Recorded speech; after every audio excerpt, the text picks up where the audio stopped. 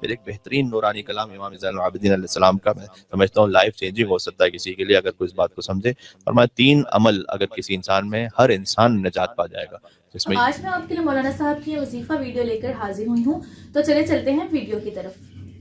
ابھی امیر نے فرمایا کہ جنت کے 4 خزانے ہیں، ان میں سے سب سے پہلا ہے نیکی کرنا، دوسرا ہے نیکی کو چھپا کے کرنا. اگر اللہ تعالیٰ نے آپ کو کوئی نعمت عطا کی، آپ اس کے شکرانے کے طور پر اللہ کی مخلوق میں کوئی آسانی اور نعمت تقسیم کرتے ہیں، تو پہلی بات ہے جنت کے خزانوں میں سے کہ نیکی کیجئے. دوسرا ہے نیکی کو چھپا کے کرنا. تیسرا فرمایا مصیبتوں پر صبر کر لینا، اور چوتھا ہے کہ مصیبتوں کو بھی چھپا کے رکھنا، شکایتیں نہ کرنا. آلوں کی عادت ہو جاتی ہے کہ ذرا سا بھی کچھ ہو جائے یا کچھ ہونے کا امکان بھی کبھی ہو 10 سال کے بعد، تو وہ دسترخوان پر ہر ایک سے یہی بات کرتے ہیں کہ لگتا ہے کہ اب گھر کی قیمتوں کو پتہ نہیں کیا ہونے والا ہے. تو کبھی کوئی مشکل آئے تو مشکلوں پر صبر بھی کر لینا، اور مشکل کو اس کو بھی چھپا کے رکھ صاحب کو. سوائے اس کے کہ ظاہر ہے کہ آپ اس میں بڑی ایک کامن سینس کی بات ہے کہ اگر کسی مومن سے کسی کے لیے کوئی خاص مشورہ یا مدد مل سکتی ہے وہ بات الگ ہوتی ہے. ہر ایک سے کہتے پھرنا یہ اللہ تعالیٰ کو پسند ہے. یہ جناب امیر نے فرمایا مولا کے نام پر ایک بل کے صلوات بھیجے محمد علی محمد علیہ وسلم اللہم صلی علی محمد وعلی محمد. ابھی آپ نے مولا علی علیہ السلام کی حدیث سنی، تو علی ابن ابی طالب علیہ السلام کو امام ماننا اور ان کی حدیث کیوں اتنی زیادہ اہم ہے، کیوں ہم اپنی زندگی میں امیر المومنین علیہ السلام کے کلام سے استفادہ کریں. تو بی بی فرماتی ہیں کہ میں خدا کو گواہ بنا کر کہتی ہوں، یہ صدیقہ بی بی کہہ رہی ہیں جنہیں قسم کھانے کی ضرورت نہیں، لیکن کہا میں خدا کو گواہ اور بنا کے کہتی ہوں، قسم کھا کے کہتی ہوں کہ میں نے اپنے بابا سے سنا کہ وہ بہترین ہستی جسے میں تمہارے درمیان چھوڑ کے جا رہا ہوں وہ علی ابن ابی طالب علیہ السلام ہے. مل کے صلوات بھیجیں نام مولا کائنات و بی بی فاطمہ الزہرا سلام اللہ علیہا اللہم صلی علی محمد. سبحان. تو بھی فاطمہ الزہرا سلام اللہ علیہا کی گواہی کہ علی سے بہتر کوئی ہے نہیں کہ جس کا اتباع کیا جا سکے بنص حدیث رسول صلی اللہ علیہ وآلہ وسلم. سبحان اللہ. ہمیں اللہ سبحانہ وتعالیٰ مولا کی محبت مزید عطا فرمائے اور اتباع کی توفیق عطا فرمائے. امام حسن علیہ السلام کی حدیث، اور 3 مرتبہ لفظ حسن ہے الگ الگ معنی میں. ایک طرح سے ان احسن الحسن خلق الحسن، یقیناً سب سے احسن حسن خلق حسن ہے. فرمایا خود امام حسن مجتبی علیہ السلام نے. مل کے صلوات بھیجیں محمد و محمد علیہ السلام. یعنی سب سے اعلیٰ ترین نیکی اخلاق حسن ہے، اور فرما رہے حسن مجتبی علیہ السلام. سبحان اللہ، جو خود مظہر خلق عظیم ہے. جب بھی فقرہ مولا کا فرمایا ایک دعا میں ہے امام حسین کی کہ اے اللہ ہر وہ شخص جو تیرے علاوہ کسی اور سے دل لگائے بیٹھا ہے وہ نقصان کا سودا کیا ہے. اور کیجئے گا، یعنی جس نے اپنے دل کو تیرے علاوہ کہیں اور سے جوڑا ہوا ہے تو وہ اپنے نفس کا نقصان کیا ہے. اس لیے کہ خود امام نے فرمایا کہ تمہارے نفس کی کم سے کم قیمت جنت فلا تبیعوها بغیر، اگر جنت سے کم بیچا تو نقصان میں بیچو. اس کا مطلب ہے کہ ہم اپنے والدین سے محبت، زوجہ سے محبت، بچوں سے محبت. فرمایا یہ ساری محبتیں ہوں قربتاً اللہ، اللہ سبحانہ وتعالیٰ کی خاطر.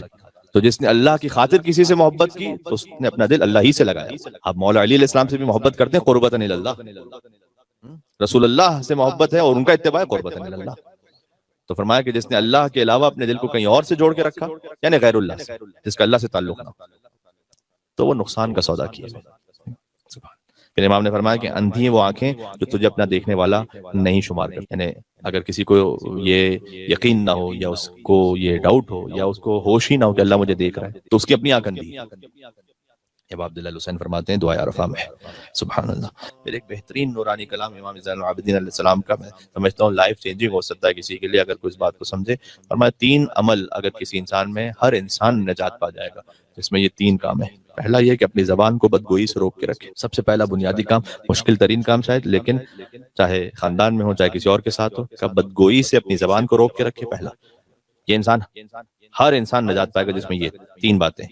دوسرا، اپنے آپ کو ان کاموں میں مشغول رکھے جو آخرت سے تعلق رکھتے ہیں یا کم سے کم دنیا کے لیے مفید ہے. امام نے فرمایا کبھی کبھی ہم ایسے کاموں میں پورا وقت لگاتے ہیں خسرت دنیا والآخرہ، نہ دنیا کا کوئی فائدہ نہ آخرت کا کوئی فائدہ. اس میں آج کل چونکہ انٹرنیٹ وغیرہ اس میں ریلز اور شارٹس اور یہ ہے نا، کبھی کبھی انسان اتنا دیکھتا رہتا ہے اس کو جو ہے نا 2 گھنٹے گزر جاتے ہیں، نہ دنیا کا کوئی فائدہ تھا نہ آخرت کا کوئی فائدہ تھا. وہ چیز دیکھ رہے تھے کہ جس کا حضور کوئی تعلق ہی نہیں. اور تیسرا امام نے فرمایا یعنی تو اپنے آپ کو ان کاموں میں مشغول رکھو کہ جس سے آخرت کے لیے مفید ہو یا کم سے کم دنیا کے لیے تو مفید ہو، یعنی جس میں حرام نہ ہو. اور تیسرا فرمایا کہ اپنی خطاؤں پر گریہ کرنے کہ اگر غلطی ہو جائے تو کبھی اللہ کی بارگاہ میں آنکھوں سے 2 آنسو بھی بہائے. یہ وہ فرما رہے ہیں کہ جو خود سب سے زیادہ عبادت کرنے والے، عبادت کرنے والوں کی زینت اور سجدہ کرنے والوں کا سردار ہے. جو سبحان اللہ. ایک صلوات بے دے نام امام زین العابدین علیہ السلام پر. اللہم صلی علی محمد. بڑی عجیب و لطیف حدیث ہے امام صادق علیہ السلام کی. امام نے فرمایا ہماری دوستیاں ہوتی ہیں آپس میں، دوستیوں کو باقی رہنا چاہیے، لیکن کس پر آپ پورا اعتماد کر سکتے ہیں.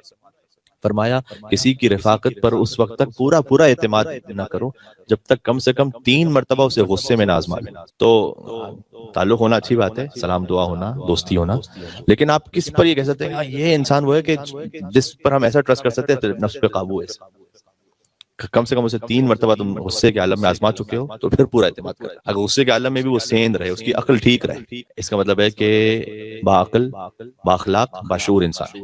سبحان اللہ۔ اللہ تعالیٰ ہمیں اپنے غصے پر بھی ضبط کرنے کی توفیق عطا فرمائے۔ مل کے صلوات بھیجیں محمد وعلی محمد علیہ السلام پر۔ اللہم صلی علی محمد وعلی محمد۔ امام علی ابن موسیٰ رضا شہنشاہ خراسان علیہ السلام ارشاد فرماتے ہیں، ایک امام نے دعا دی ہے اور میں دعا اس لیے آپ کی خدمت میں پیش کر رہا ہوں کہ دعا آپ کے لیے انشاءاللہ۔ امام نے فرمایا خدا رحم کرے اس پر، یعنی رحمت اللہ علیہ۔ جسے امام رحمت اللہ علیہ کہیں، ہم تو ویسے ہی پتہ نہیں کس کس کو کہہ دیتے، لیکن جسے امام رحمت اللہ علیہ کہیں تو اللہ کی آپ سوچئے کتنی بے شمار رحمتیں اس پہ نازل ہوں گی۔ فرمایا خدا رحم کرے اس پر جو ہمارے امر کو زندہ کر دے۔ پھر امر کو زندہ کرنے کا مطلب کیا ہے؟ امام نے فرمایا ہمارے امر کو زندہ کرنے کا مطلب ہے کہ ہمارے علوم کو سیکھے، احادیث کو سیکھے اور لوگوں کو سکھائے۔ یہ کام ہو رہا ہے نا اس وقت؟ تو امام رضا علیہ السلام کی دعا شامل حال ہے نا اس وقت ہمارے انشاءاللہ سے۔ امام نے فرمایا اس لیے تو ہمارے علوم کو بتاؤ لوگوں کو، اس لیے کہ اگر وہ ہمارے کلام کا حسن پہچانیں گے تو خود بخود ہماری اتباع کریں گے۔ سبحان اللہ۔ یعنی اگر وہ ہمارے احادیث کے محاسن کو پہچان لیں گے تو وہ خود بخود ہماری اطاعت کریں گے۔ اور اگر کوئی ایسا ہے اور کوئی ایسی محفل ہے کہ جہاں پر ان کا علم سیکھا جائے، دوسروں کو سکھایا جائے، امام نے کہا میں دعا کرتا ہوں خدا اس مقام پر اپنی رحمت نازل فرمائے۔ سبحان اللہ۔ مل کے صلوات بھیجیں امام علی ابن موسیٰ رضا علیہ السلام پر، شہنشاہ خراسان، شمس الشموس انیس النفوس۔ سبحان اللہ۔ امام جواد علیہ السلام فرماتے ہیں مومن بھائیوں کا ایک دوسرے سے ملنا، یہاں کے ملاقات کرتے ہیں نا مومنین سے، مومن بھائیوں کا ایک دوسرے سے ملنا دل کی نورانیت کو لے کر آتا ہے۔ پہلی بات اس لیے آپ کو امام بارگاہ میں جب دل جڑ جاتا ہے اور امام بارگاہ میں ہم کو کسی اور محفل میں کسی اور مقام پہ مزہ آنا، ہم کہتے ہیں نہیں امام بارگاہ جانا ہے، وہاں پہ مومنین کے ساتھ بیٹھنا ہے۔ کیوں؟ اس کی وجہ کیا ہے؟ امام تقی الجواد کہتے ہیں کیونکہ دل میں نورانیت آ رہی ہے، دل پاک ہو رہا ہے، صفا، نورانیت۔ پھر امام نے فرمایا اور فقط اس سے ایک فائدہ نہیں، ایک تو ہے روحانی فائدہ دل کی نورانیت۔ پھر فرمایا جب تم ایک دوسرے سے ملتے ہو تو اللہ ایک کی عقل کو دوسرے کی عقل سے ملحق کر دیتا ہے۔ یعنی کیا؟ کتنی ایسی باتیں جو ہم یہاں پہ آ کے اپنی زندگی کے معاملات میں سیکھتے ہیں۔ تو اللہ ایک کی عقل، جو آپ سوچ رہے ہیں عقل سے مراد انٹلیکٹ ہے، اللہ ایک کے انٹلیکٹ کو دوسرے کے انٹلیکٹ سے جوڑ دیتا ہے۔ تو بہت کچھ ہم دنیا کے معاملات میں بھی اپنی عقل سے ہو سکتا ہے کہ غلط فیصلہ کر لیتے، لیکن یہاں آ کر بہت سی چیزوں کی ہدایت مل جاتی ہے۔ سبحان اللہ۔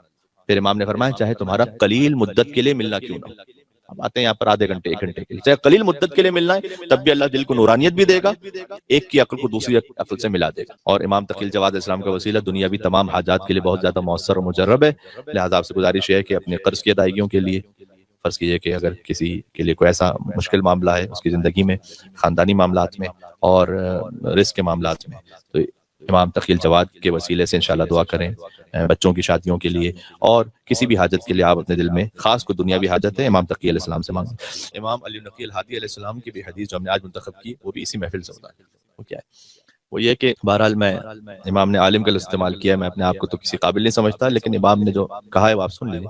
امام نے کہا عالم اور متعلم، متعلم کہتے ہیں سیکھنے والے، یہ دونوں ایک ساتھ رشد کرتے ہیں، یعنی ایک ساتھ بڑھتے ہیں ایک دوسرے کی مدد سے اللہ کی بارگاہ۔ اگر محفل میں نورانیت ہے، اس میں خلوص ہے، اہل بیت علیہ السلام کے لیے ہے، تو عالم اور متعلم دونوں مل کر سفر کرتے ہیں اللہ سبحانہ وتعالیٰ کی بارگاہ میں۔ سبحان اللہ۔ امام زمان علیہ السلام کا کلام نورانی ہے اور الحمدللہ یہ بھی مولا کا کلام اسی محفل سے مناسبت رکھتا ہے۔ امام نے فرمایا اللہ کے نزدیک نماز سے زیادہ کوئی اور شے نہیں کہ جو شیطان کی ناک کو رگڑ دے۔ یہ استعارہ ہوتا ہے ہیومیلیٹ کر دینے سے، جو شیطان کو ہیومیلیٹ کر، ان شیطان لکم عدو مبین، وہ جو کھلا ہوا دشمن ہے ہمارا، جو چاہتا ہے کہ ہمیں جنت کے بجائے جہنم کی طرف لے جائے، اس کی ناک کو رگڑنا چاہتا ہے، نماز پڑھے۔ ایک عجیب کلام ہے امام کا، ایک اور بات یاد آئی، امام نے فرمایا کہ اگر تم یہ چاہتے ہو کہ تم خدا سے بات کرو تو دعا کرو، یہ چاہتے ہو کہ خدا تم سے بات کرے تو قرآن پڑھو، چونکہ قرآن میں خدا ہم سے بات کر رہے ہیں، دعا میں ہم خدا سے بات کر رہے ہیں۔ لیکن ایک اور منزل بھی ہے،